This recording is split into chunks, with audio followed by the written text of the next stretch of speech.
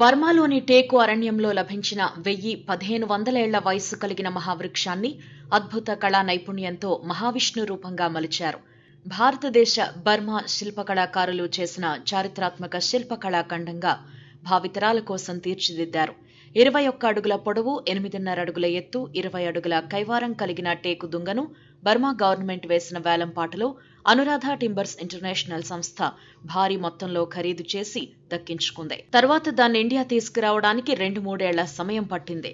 5 సంవత్సరాల పాటు అనుమతుల పేరిట అనేక అడ్డంకులు ఎదుర్కొని ఎట్టకేలకు సకల దేవతామూర్తులతో కలగలిపి 84 చిన్న శిల్పాల కలయికతో శ్రీ అనంతసేన మహావిష్ణుమూర్తి విగ్రహాన్ని రూపొందించారు.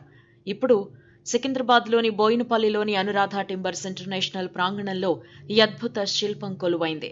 ఈ శిల్ప ఆవిష్కరణ కార్యక్రమానికి ముఖ్య అతిథిగా మాజీ ఉపరాష్ట్రపతి వెంకయ్యనాయుడు, ఇతర సినీ ప్రముఖులు హాజరయ్యారు.